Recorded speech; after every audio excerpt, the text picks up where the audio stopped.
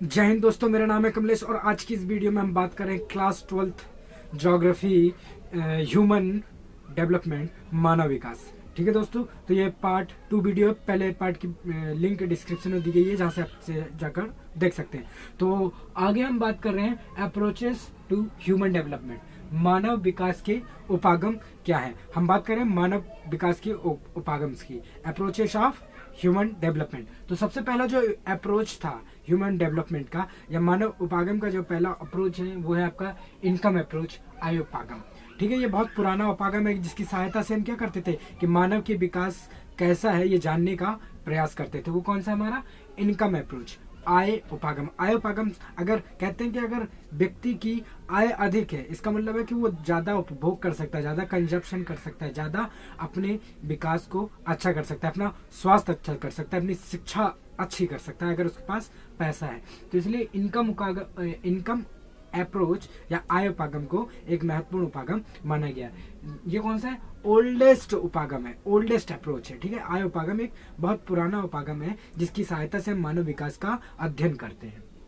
दूसरा, इसको लिंक्ड किया गया है, मानव विकास को लिंक किससे किया गया है? आय से लिंक किया गया है, इनकम से लिंक किया गया है, ताकि इसका इजीली अंडरस्टैंडिंग या समझा जा सके। ठीक है, और इसमें क्या है, हमें लेवल ऑफ इनकम देखना है, आय का स्तर देखना है। आय का स्तर जितना अधिक होगा मानव का विकास उतना अधिक होगा, और आय का स्तर जितना कम होगा मानव का विकास उतना कम होगा।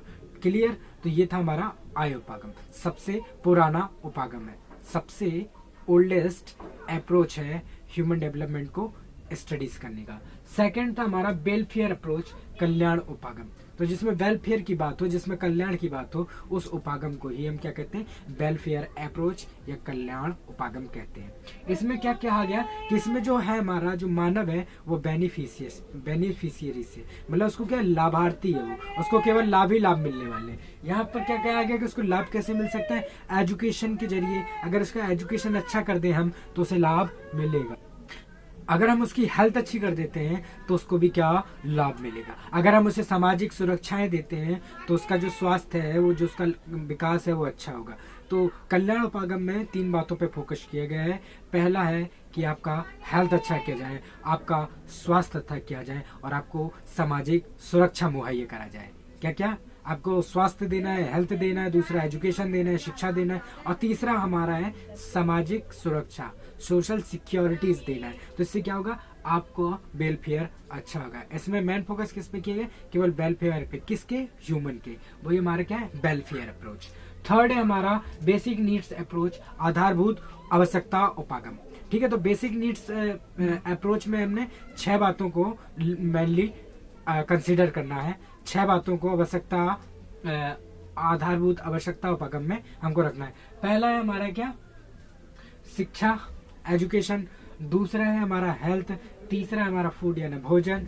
चौथा है हमारा वाटर सप्लाई, मतलब प्रॉपरली वाटर सप्लाई होनी चाहिए। 5वां है हमारा सैनिटाइजेशन, और लास्ट है हमारा सिक्योरिटी। तो क्या कहा गया कि आधारभूत संरचना में ऐसे किसने? ILO, इंटरनेशनल लेबर ऑर्गेनाइजेशन,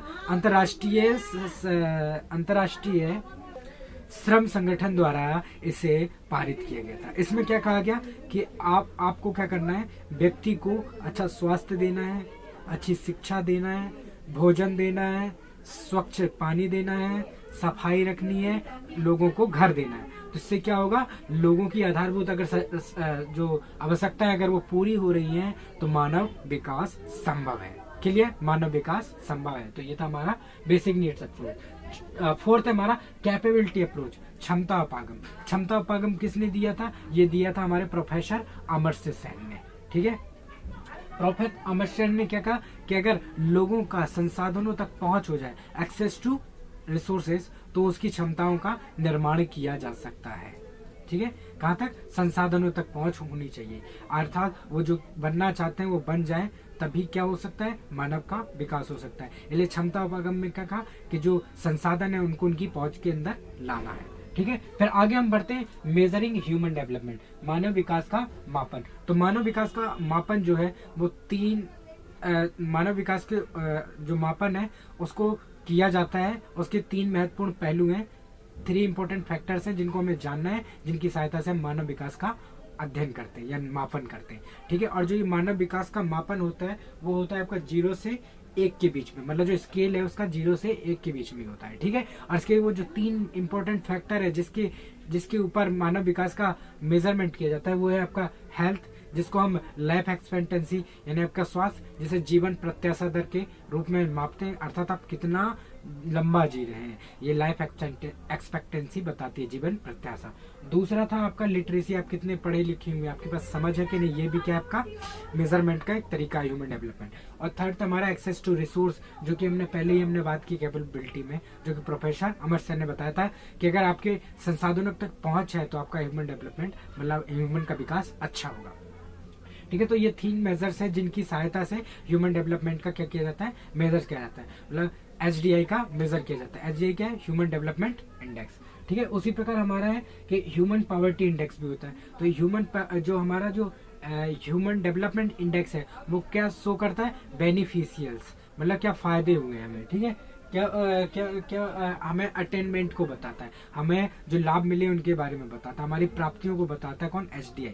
और जो HPI है, ह्यूमन पॉवर्टी इंडेक्स, मतलब मानव गरीबी सूचकांक है, वो बताता है कि उन प्राप्तियों में कितनी कमी है, मानव विकास में कितनी कमी है, वो दर्शाता है ह्यूमन पॉवर्टी इंडेक्स, ठीक है। मानव विकास गरीबी सूचकांक कमी को दर्शाता है, ठीक है। अगला है हमारा ग्रॉस नेशनल हैप्पीनेस, सकल राष्ट्रीय प्रसन्नता। तो सकल राष्ट्रीय प्रसन्नता या ग्रॉस नेशनल हैप्पीनेस ये कहाँ पाया जाता है, भूटान में। भूटान के लोगों ने कहा कि हमें अपने आध्यात्म, मतलब हमारे जीवन के मूल्यों, और जो भौतिकता है, मतलब हमें नेचर से प्रोवाइड चीजें हैं उनका, और साथ ही साथ क्या कहा है उन्होंने, थर्ड कहा है उन्होंने गुणात्मक, मतलब हमें क्वालिटेटिव बातों पर फोकस करना चाहिए। अर्थात हमें ऐसा विकास नहीं चाहिए कि जहां इन तीनों की अवहेलना हो जाए, अर्थात हमें ऐसा विकास नहीं चाहिए कि जहां हमारी मुस्कान छिन जाए, अर्थात हमें प्रकृति का नुकसान नहीं करना है। ये ग्रॉस नेशनल हैप्पीनेस का मेन पर्पस था। इसमें 3 बातों को क्या किया गया है, मेंशन किया है।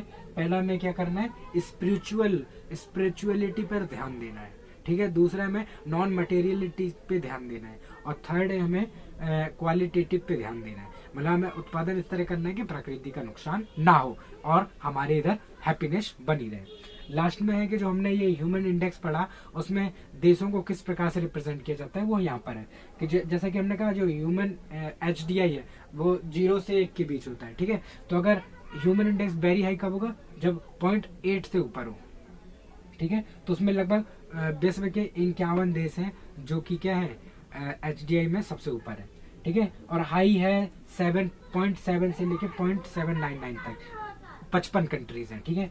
और उसके बाद हमारे मीडियम में 0.55 से 0.757 जिसमें कि 41 कंट्रीज है, और जिनका लोअर HDI है वो हमारी 41 कंट्रीज है, ठीक है। तो जिसमें सबसे ज्यादा HDI वाली जो हमारी टॉप की कंट्री है उसका नाम है नॉर्वे, सेकंड पे हमारी है स्विट्जरलैंड, थर्ड पे ऑस्ट्रेलिया। भाई HDI में भारत की रैंकिंग की बात की जाए तो भारत की रैंकिंग HDI में 2013 में 126 थी, जो 2016 में और नीचे खिसक 131 हो गई है। तो यहाँ पर भैया हमारा जो class 12th geography chapter number 4 human development था वो खत्म हो गया है। और ये बताइए अगर आपको कुछ समझ में नहीं आया तो कमेंट बॉक्स में बताइए, और अगर आप समझ गए हैं तो बताइए आप और क्या समझना चाहते हैं, और अगर इस चैप्टर के क्वेश्चन आंसर पे आप वीडियो चाहते हैं तो कमेंट में बताइए। तब तक मिलते हैं हम अगली वीडियो में, बने रहिए हमारे साथ। मैं हूं कमलेश, जय हिंद।